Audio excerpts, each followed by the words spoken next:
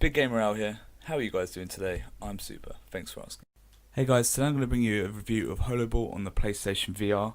Now you can actually pick this game up on a discount at the moment if you're a PlayStation Plus subscriber. So if you're in the UK that's about $6.80, or if you're in the US that's about $10. So at the moment, if you're going to pick this game up, this is the time to get it. So what is this game? It's basically like a game of virtual tennis inside the VR space, and the aesthetic is similar to like a fluorescent, vibrant 80s Tron discs type thing going on. So when you're actually inside the VR environment, the feeling of the presence of being in virtual reality is very strong with this game, and the overall aesthetic is very clean and it's very sharp. Now I am playing this on the PlayStation 4 Pro, so this might actually help with some of the anti-aliasing and get rid of some of the shimmer on the textures. So just keep that in mind when you're looking at gameplay, and obviously the gameplay is captured using a second screen experience, so when you're actually inside the VR headset it will look a lot nicer. So the game I can compare this most to is probably Danger Ball, which was part of PlayStation VR Worlds, in that you've got like an enemy AI and they protect one boundary, and it's a little bit like Pong, in which you've got to try and hit the ball into their boundary and they will try and hit into yours, and they are almost like a plate style enemy. Now there's lots of different modes. There's a kind of endurance modes, score attack modes, timed modes, there's like a campaign mode, but basically these all are structured around levels. You kind of beat a stage or a level by scoring against the opponent 2 to 3 times successfully, and that will progress the stage, and then when you've progressed enough stages you basically complete that game mode. It doesn't vary too much between game modes unfortunately, but it is a lot of fun to play. You can put a lot of spin onto shots, and the tracking is pretty decent for where you are in the VR world especially, and the PlayStation Move controller, where its actual position is very, very good.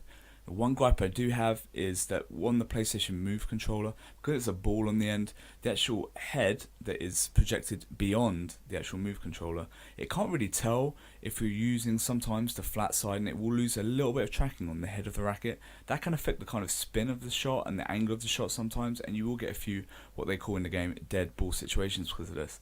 So that was a bit annoying, and I've got a feeling that because this was actually developed especially for the Rift Move controllers, which just launched recently, I've got a feeling maybe the tracking might be better on those, which is a bit of a disappointment if you're a PlayStation fan or a PlayStation VR fan, because you would like this to be a little bit more catered for you and your experience.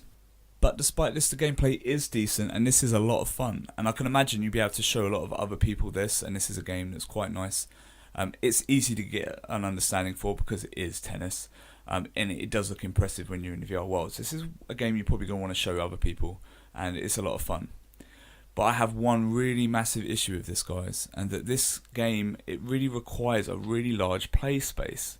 So I found on the occasional shot when I was trying to get down, because it is a massive play area when you're actually inside the headset that you're looking around in, when I was trying to get to the shots that were far away from me, I was kind of like bumping into furniture, and I was running out of room, and there's a wall behind me and stuff, because my play space, I'm going to admit it guys, it's only 8 feet by 8 feet. So, 8 feet squared, just it isn't enough play space for this game. I've got a feeling because this game was maybe geared towards the new Oculus Rift experience, which is obviously open room VR, that I think the play space they're really going for here is about 15 by 15, which means you're going to have to move a sofa. You're definitely going to have to move your coffee table, guys. And to be honest, some people just won't have a room big enough, because 15 by 15 is a deceptively large play space.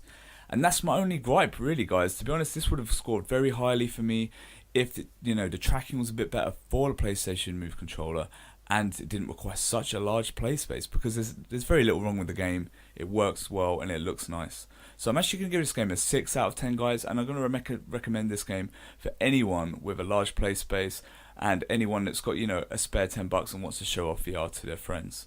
Well, thanks for staying with me, guys, throughout this review. If you like these PlayStation VR reviews, please feel free to like, comment and subscribe. You guys have been fantastic with doing that recently, and that's why I'm bringing you all this content. So thanks a lot, guys. Stick with me and I'll bring you more.